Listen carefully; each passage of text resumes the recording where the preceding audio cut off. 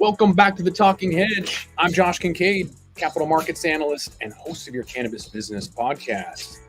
My guest today, Michael Piermont. He's the president, chief revenue officer at Leaf Trade. Mike, thanks for being with us at the Talking Hedge. Yeah, excited to be here. Appreciate it. For those that don't know, Leaf Trade and Sweed are technology companies that specialize in the cannabis industry. Leaf Trade provides tools for business partners and streamline the entire ordering, payment, advertising, and reporting process, while Sweed's private label platform offers solutions including point of sale, in-store kiosks, delivery analytics, and marketing. So lots to talk about. I think first of all, let's maybe kind of dive in and address the elephant in the room, which is like what made you guys decide to merge? Yeah, so it's the old boring game of we had like-minded clients. We started seeing a lot of our clients look at Sweed, migrate to Sweed. We had a common investor who put us in touch, and we started looking at not only the markets, the folks that they were going after, but really kind of how they built their core technology. Really taking an inventory first approach and then pushing, marketing and loyalty. And that's really something that Leaf Trade had also kind of built our framework on. And so quickly a partnership turned into, what happens if we do this? And that was it. And we started, collectively putting the pieces together behind the scenes, working with, like I said, some customers that they were close to migrating folks from. And then also looking at the piece that no one's talking about is how do you connect the B2B world into the B2C world? How do you get the inventory into the POS? How do you get information out of the POS, vendor manage inventory, all those things that no one had really addressed, but now was top of mind because of, the market conditions and automation being so important. So, the short answer is we met, we realized we did things while on different sides of the markets very similarly. And then I think the market conditions really spotlighted the kind of supply chain area in the middle that no one's addressing. Was it easy? I mean, for me, logically, it makes 1,000% sense to find a strategic partner and to merge because of those advantageous, post-merger benefits. You're accretive. You're better together than individually. But was the process not worth it? But was it? And easy is a stupid word. So, would you do it again? Yeah. So at 100%, do it again. We would all do it again. The process post deal has gone even better than we expected. The process coming together was probably the hardest thing that I've ever done in my career and that we've ever done. And I think it was just because everything around us was very volatile, not only in cannabis, but fundraising and just the landscape in general. And so it was really hard for us to say, I know there's a fire out there and I know there's grenades coming, but we're good. And this is a good deal. So for those reasons, it took a while, longer than expected as usual, but, the deal is simple. The companies fit together from a management as well as a personnel standpoint. They've really done a great job of building up the tech side of things, way bigger than Leaf Trade.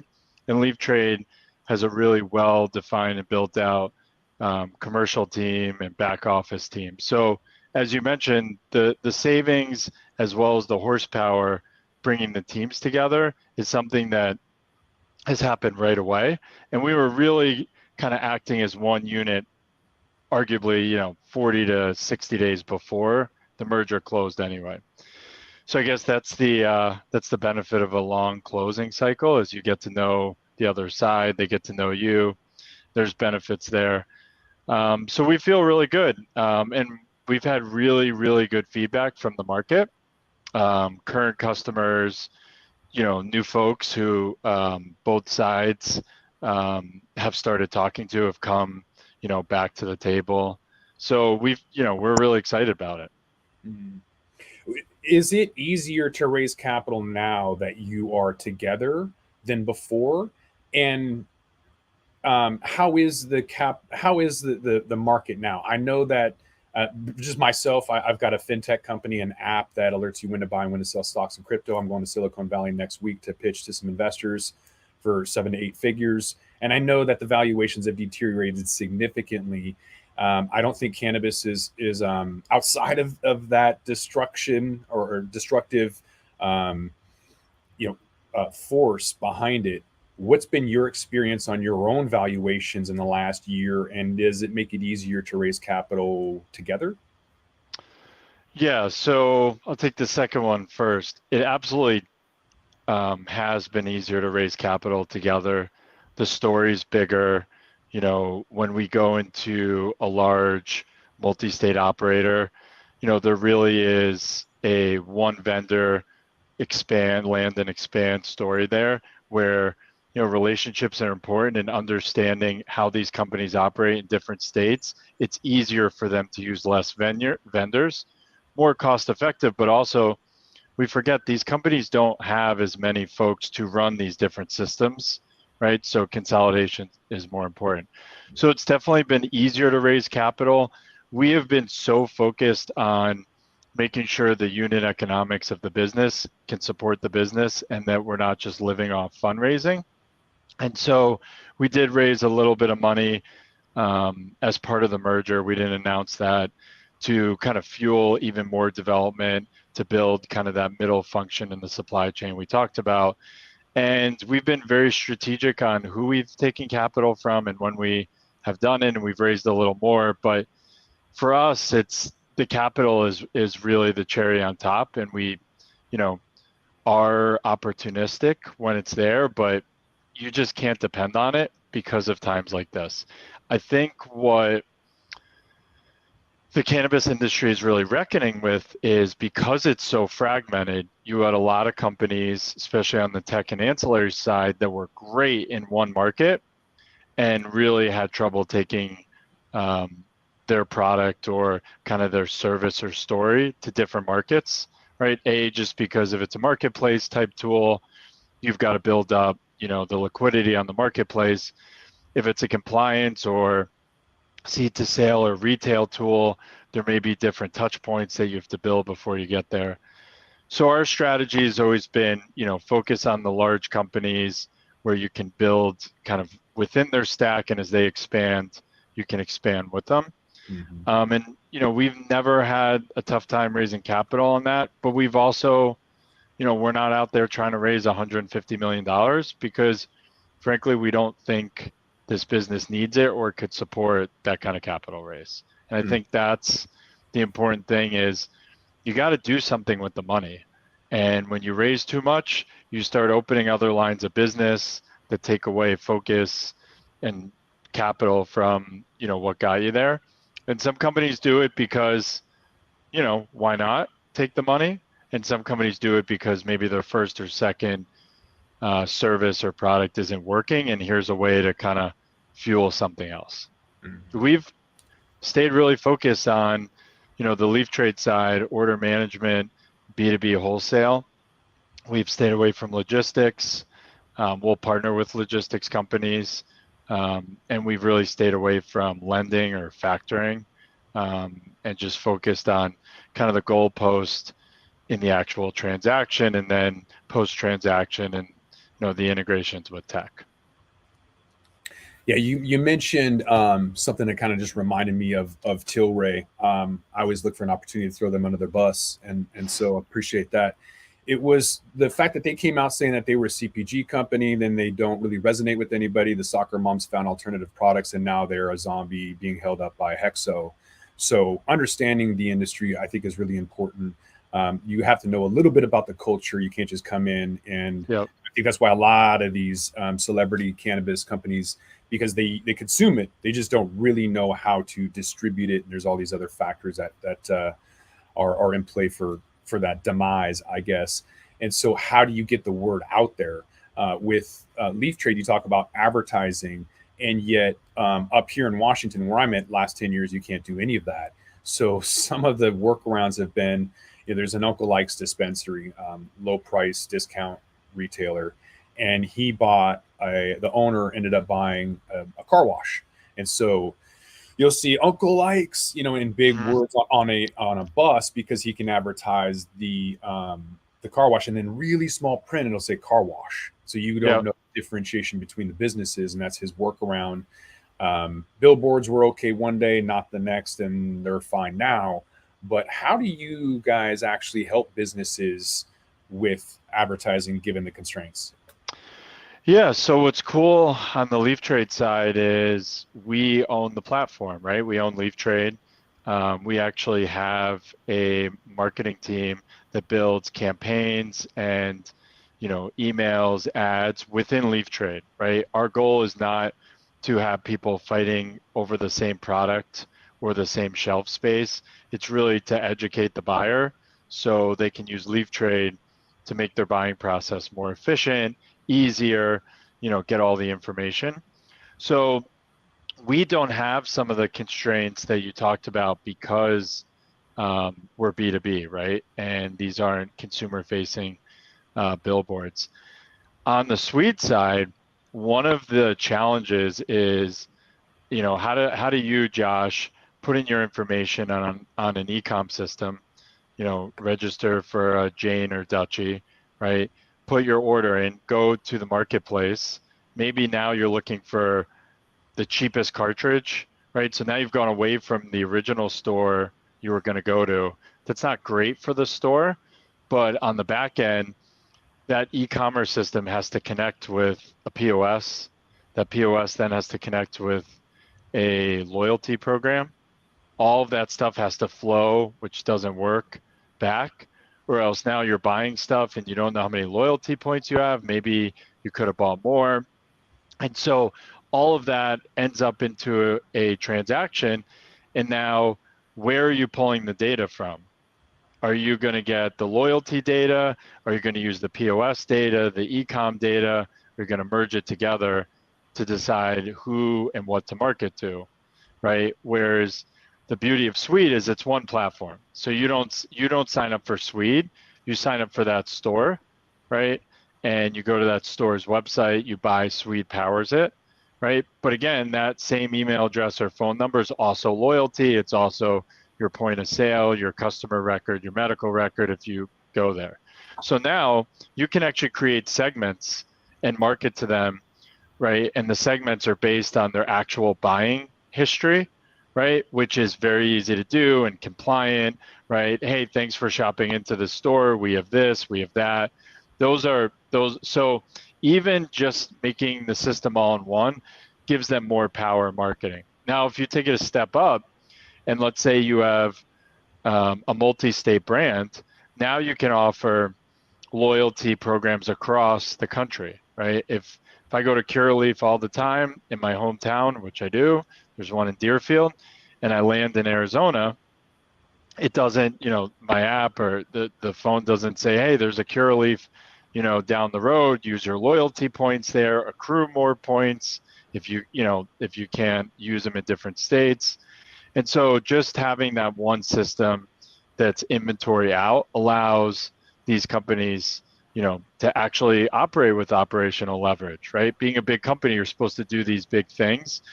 And I think because the cannabis industry has grown, and the reason it's grown is through fragmentation and kind of putting all the pieces together, there's just a little bit of a resetting of the deck.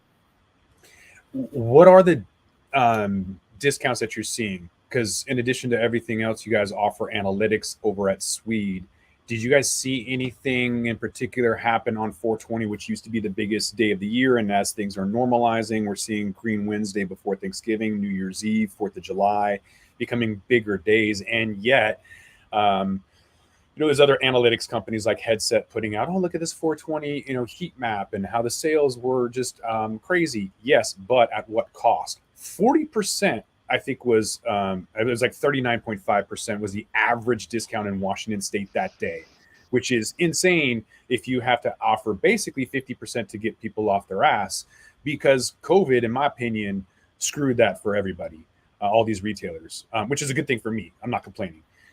So what we saw was to get people off the couch or go and buy stuff during COVID when people didn't want to go anywhere and we don't have delivery, which I want to touch on next, is to incentivize them with discounts. So we literally have 30% off 3 days a week, Tuesday, Friday, Saturday. Saturday's internet only. And then everything else is you can walk in and get a third off. So what are discounts that are being offered now? It's probably being text and product specific or day specific. What are you seeing? And is that the only way to get people in the store? No, definitely not. Now, we're at Leaf Trade and Sweed. We're a little bit skewed as we work in some newer markets, right, where price hasn't come down all the way yet, but it will, right, with a little more saturation. We saw average discounts around 25%, kind of some areas closer to 35%. So not that much drastic. The prices are also a little higher there as well, so maybe not the need to discount as much. A lot, we also, I'm sure you heard about some of the point of sale and e-com providers that had major outages on 420. Sweet didn't, and what we saw were a lot of really good discount programs that were built kind of Thursday, Friday, Saturday, right? So it was 420 was like the kickoff. You see this on Black Friday, right? Black Friday is the big day, but those discounts, if the product's available, are still usually there Saturday and Sunday, right? And so we saw a lot of good stores do that. We saw a lot of good stores kind of build, the activation of these 3-day sales, food. We saw a lot of brands come into stores and, buy food trucks, buy music, give samples out, yada, yada. So, I think the weather had a lot to do with it. I think it being on a Thursday and rolling into the weekend had a lot to do with it. But from what we saw, we saw a big uplift in 420 this year, and we saw, 420 being better, but also we saw the Friday and Saturday after 420 a little deeper than last year. So I think some of these new markets or newer markets are kind of getting the hang of it. Mm-hmm.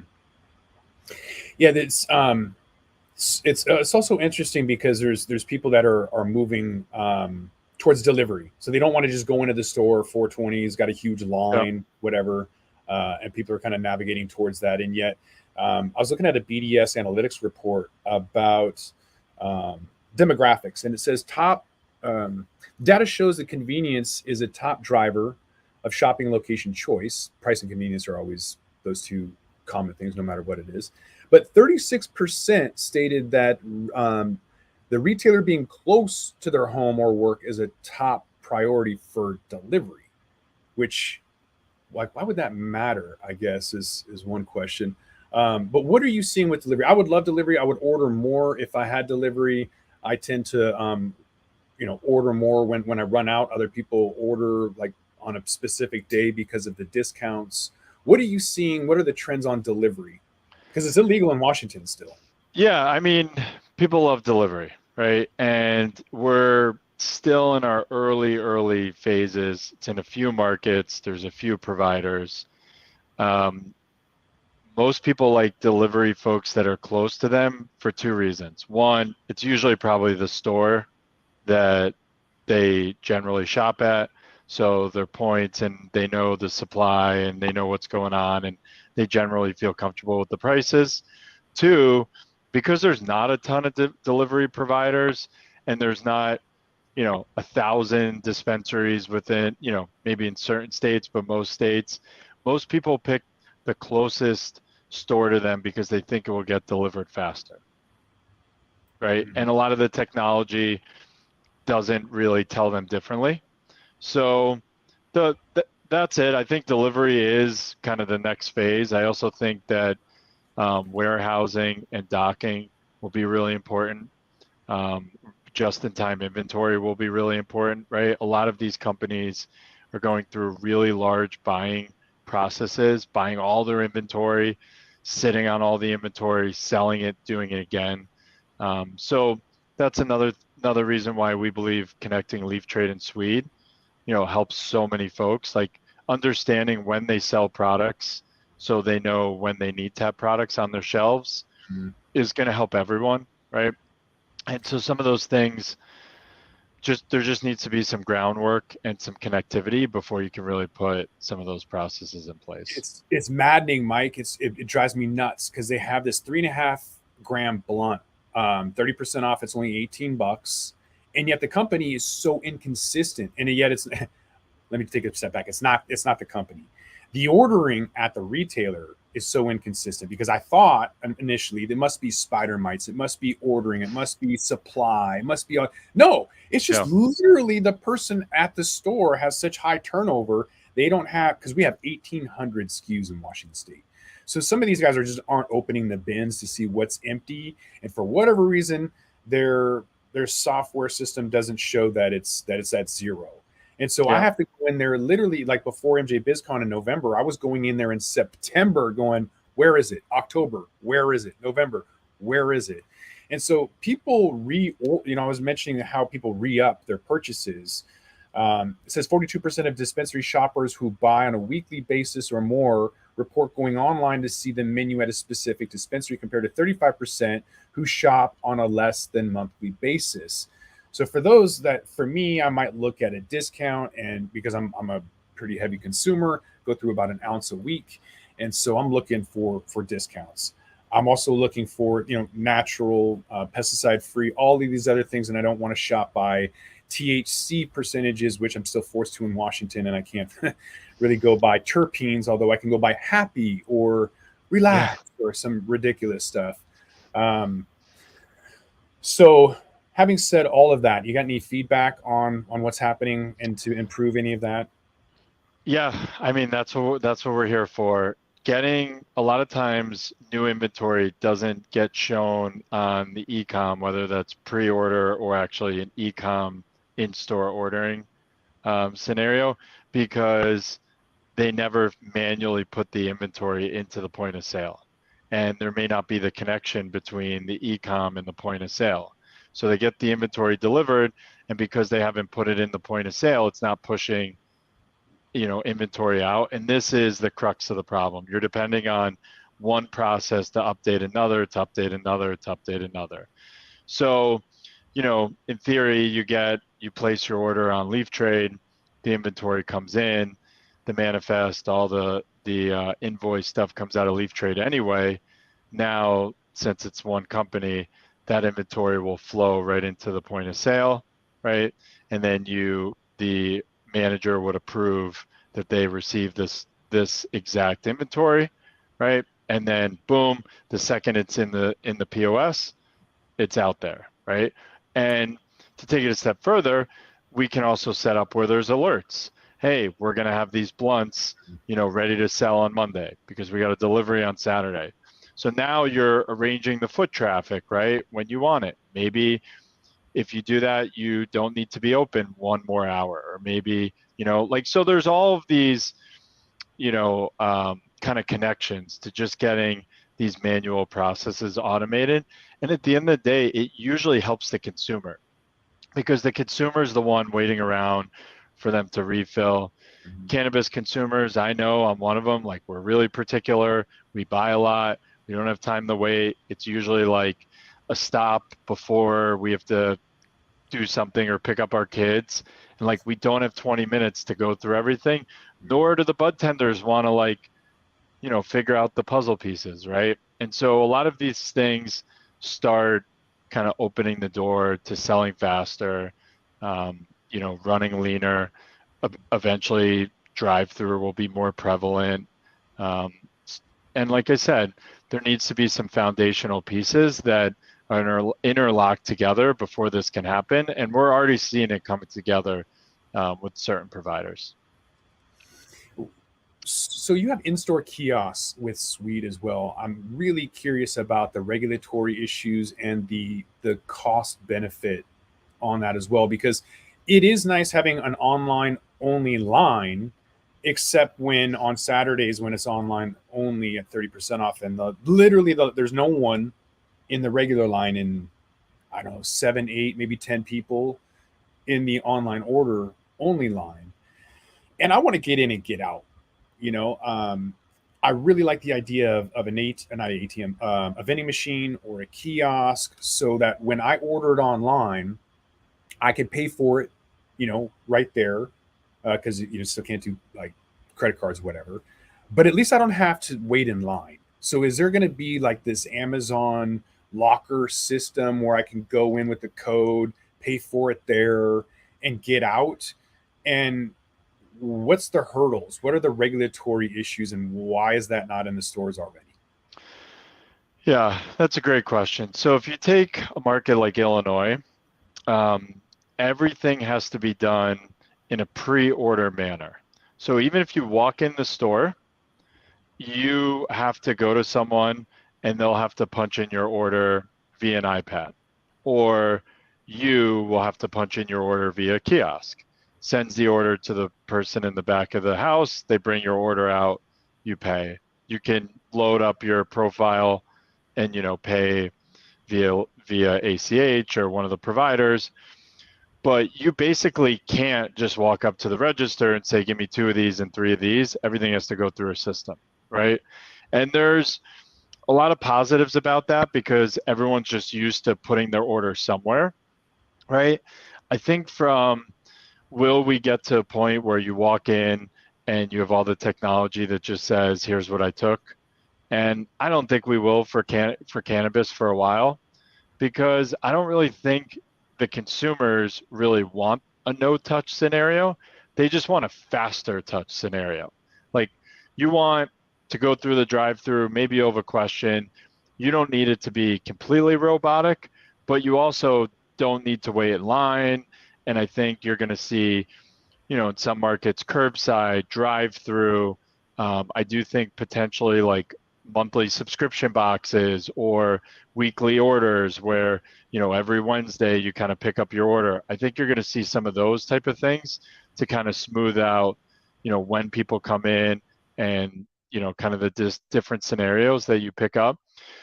But I kind of use this analogy all the time, and I think it's a pretty safe one, is, you know, when you buy shoes, you buy sneakers, right? You buy them on Nike.com. You've bought sneakers on Amazon. You've bought them in the store, right?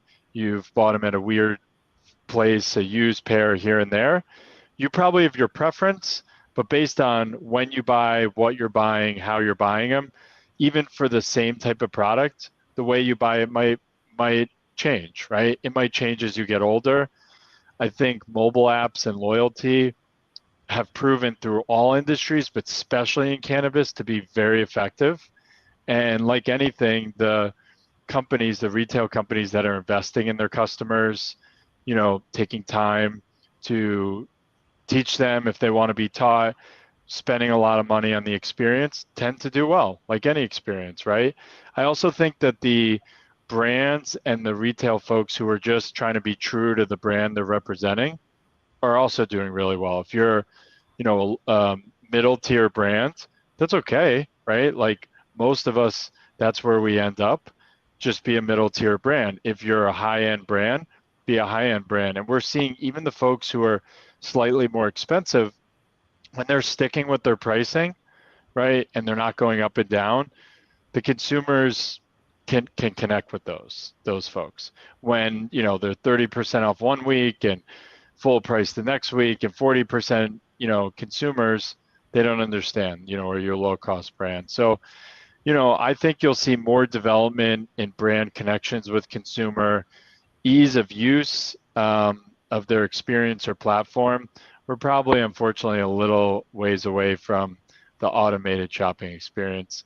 But there will be some automation on the back end. I do believe that Amazon type lockers or dock systems will be helpful for B2B, right? Where brands deliver to this central unit and then stores get just-in-time delivery from those lockers. Okay. Kind of already answered my next question, which was the technology in the future in the cannabis industry and how you kind of see that vision. Anything else you want to add to that? Yeah, I mean, there's going to be different distribution points, right?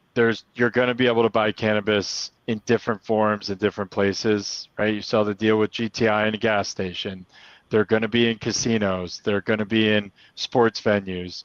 So the manufacturers, the processors, the brands will have different distribution points.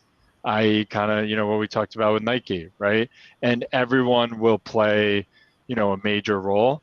And I think all that's going to happen is the dispensary won't be the only place, but the dispensary will kind of turn into, where it all starts, right? Like just a distribution point, which is great, right? They don't have to get bigger to sell more. Mm-hmm. Yeah. Perfect. Yeah, I think with that, we're going to have to rule this one up. So I want to thank Michael Piermont. He's the President and Chief Revenue Officer at Leaf Trade. Appreciate you being on the Talking Hedge. Thanks, guys. Yeah, where can they find you at, though? Tell us where you guys are at. What's your website? Yeah, so leaftrade.com or swedepos.com, or email me at michael@leaftrade.com. Okay. We'll put Mike's information on LinkedIn if you want to contact him directly. With that, again, we're out of here. So I'm Josh Kincaid. This is The Talking Hedge. Don't forget to like, share, and subscribe, or don't, and I'm out.